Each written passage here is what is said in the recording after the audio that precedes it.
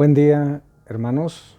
Como siempre los saludo con gran afecto y en esta ocasión los invito a tener la misma actitud que la gente de la cual nos va a hablar el relato del Santo Evangelio que estamos por escuchar ahora con atención y devoción. Del Santo Evangelio según San Marcos. Gloria a ti, Señor. En aquel tiempo, los apóstoles volvieron a reunirse con Jesús y le contaron todo lo que habían hecho y enseñado. Entonces Él les dijo: vengan conmigo a un lugar solitario para que descansen un poco, porque eran tantos los que iban y venían que no les dejaban tiempo ni para comer. Jesús y sus apóstoles se dirigieron en una barca hacia un lugar apartado y tranquilo. La gente los vio irse y los reconoció. Entonces de todos los poblados fueron corriendo por tierra a aquel sitio y se les adelantaron. Cuando Jesús desembarcó, vio una numerosa multitud que lo estaba esperando y se compadeció de ellos, porque andaban como ovejas sin pastor, y se puso a enseñarles muchas cosas. Palabra del Señor. Gloria a ti, Señor Jesús. Los apóstoles vuelven a reunirse con Jesús. ¿Por qué? Porque van llegando de la misión que a ellos nuestro Señor Jesucristo les dio, ir a predicar el Evangelio en las poblaciones, caseríos y ciudades cercanas, con el poder y la autoridad que Él les concedió. Y los apóstoles regresan entusiasmados, dándole cuentas de esa misión que el Señor les confió. Vean, hermanos, qué detalle tan hermoso.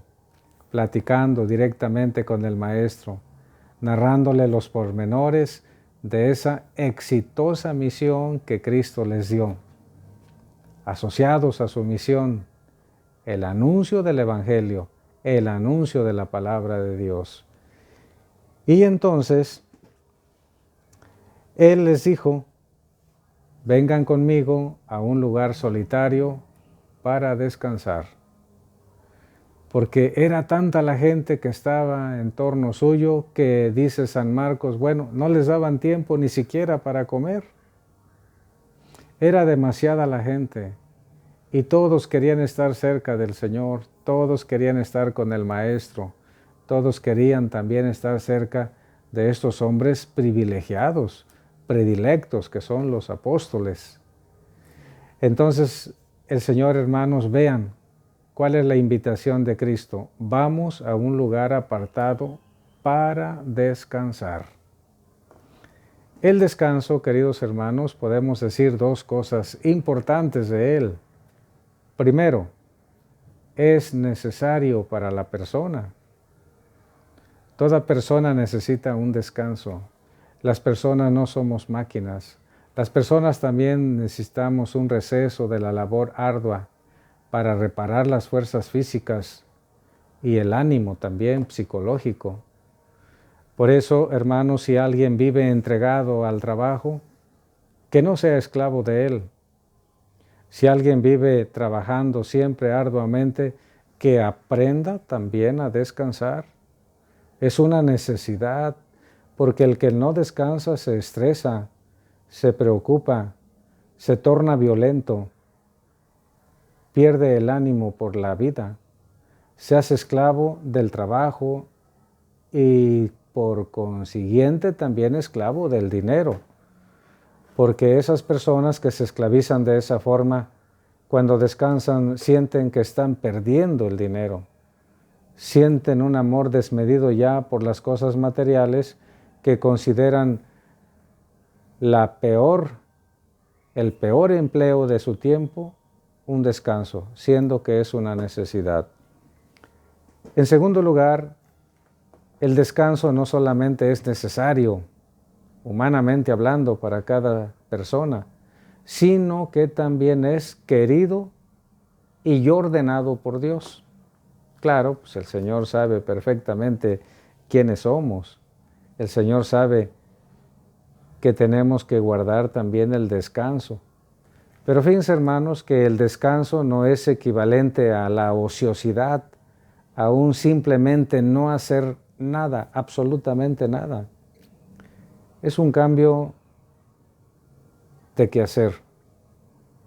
Es un cambio para ocuparse de otros menesteres, como por ejemplo, número 1, dar culto a Dios. Por eso el día privilegiado para el descanso es el domingo. Es un día dedicado al Señor. Es un día dedicado a la familia. Por eso, hermanos, estas dos cosas son fundamentales. No se olviden de darle culto a Dios. No se olviden de ir a misa todos los domingos religiosamente, con cariño, con amor. No olviden tampoco a su propia familia. No planeen el día de descanso para estar con otras personas y nunca con su familia, nunca con su esposo o su esposa, con sus hijos. Eso es sumamente importante. La familia es el tesoro del que Dios nos ha provisto a todos. Y qué bueno que algunos tienen la oportunidad de convivir con los integrantes de su familia. Bueno, pues aprovéchenla. La misa dominical, hermanos, a veces es entendida como algo opcional, como que si alguien quiere y puede, porque se ponen muchos pretextos, pues que vaya a misa. Pero en realidad es una obligación, es un deber inscrito en el corazón de cada persona. Y sobre esta obligación les voy a leer rápidamente el número 2181 del Catecismo de la Iglesia Católica. Memorícenlo, por favor. 2181.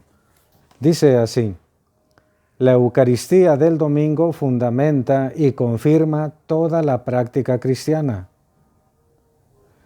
Por eso los fieles están obligados a participar en la Eucaristía los días de precepto.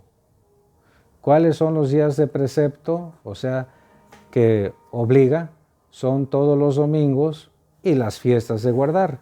Y las fiestas de guardar en la República Mexicana son 4. Es obligatorio ir a misa la Navidad, el 12 de diciembre, la Virgen de Guadalupe, el 1 de enero, la Maternidad Divina de María y también el jueves de Corpus. Es un jueves que cae en el mes de junio y es una de las 4 fiestas obligatorias. Dice, los que deliberadamente faltan a esta obligación de ir a misa los domingos y las fiestas de guardar, cometen un pecado grave. Faltar a misa en domingo, hermanos, es pecado mortal. Catecismo de la Iglesia Católica, número 2181. Cometen un pecado mortal los que, pudiendo ir a misa, deliberadamente no lo hacen. De hecho, se considera como pecado trabajar el domingo si por estar trabajando no se va a misa, que quede claro. Se convierte en pecado, repito, se convierte en pecado trabajar en domingo si por estar trabajando en domingo no se va a misa. Pero si una persona va a misa, cumple con esta obligación, claro que puede realizar otras labores. Que el trabajo, hermanos, nunca sea un pretexto para cumplir con estas obligaciones tan importantes, necesarias para la naturaleza humana: el descanso, el culto a Dios en la Santa Misa y la convivencia con la familia. Es muy importante. Y Cristo claramente da el ejemplo. No les dice, miren, descansen, váyanse donde quieran. Tú, Pedro, vete por aquí, tú, Andrés, para allá, Santiago, Juan, ustedes a donde gusten, váyanse a bañar por ahí. Vengan conmigo, dice el Señor. El Señor nos invita a reposar y a encontrar sosiego, tranquilidad y descanso en su compañía. porque Cristo no es un aburrido, porque Cristo no estorba nuestro sano descanso. Al contrario, lo indica. Descansa, descansen, vengan conmigo, vamos al otro lado del lago, a un lugar apartado y solitario para que estén ustedes conmigo. Entonces, hermanos, si hay que descansar, hagámoslo pues, pero siguiendo a Cristo.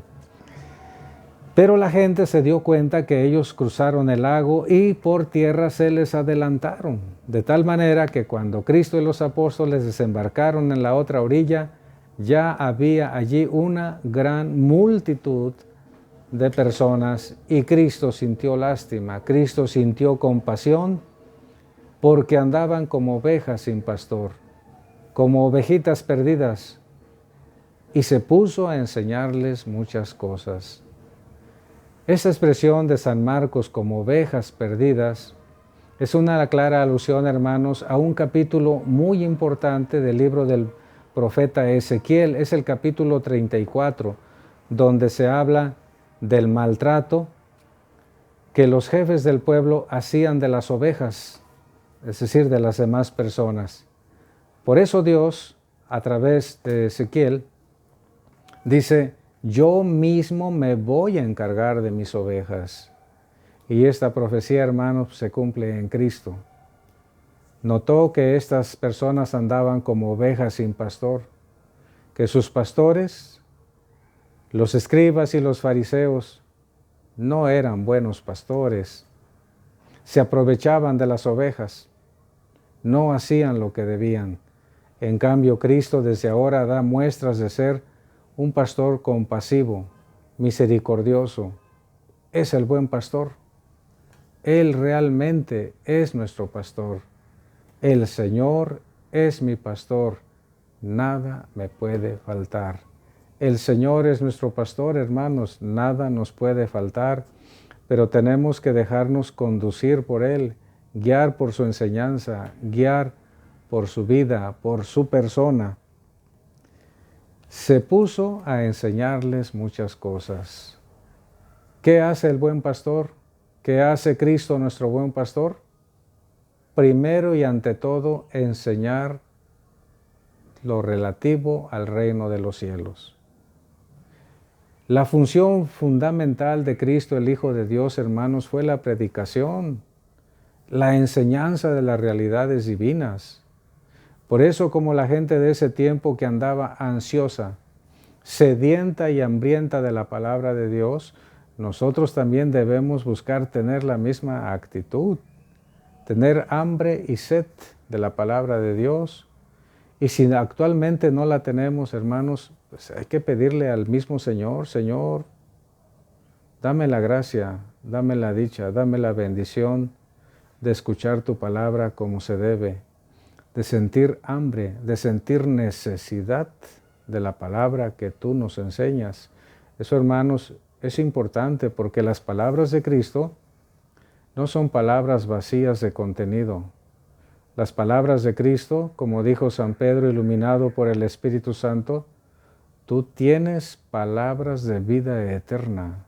Efectivamente, hermanos, las palabras de Cristo para todos son palabras de vida eterna, que nos garantizan ir por el camino correcto hacia la casa de Dios, hacia la salvación que el Señor nos propone.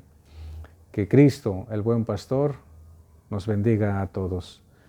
La bendición de Dios Todopoderoso, Padre, Hijo y Espíritu Santo, descienda sobre todos y les acompañe siempre.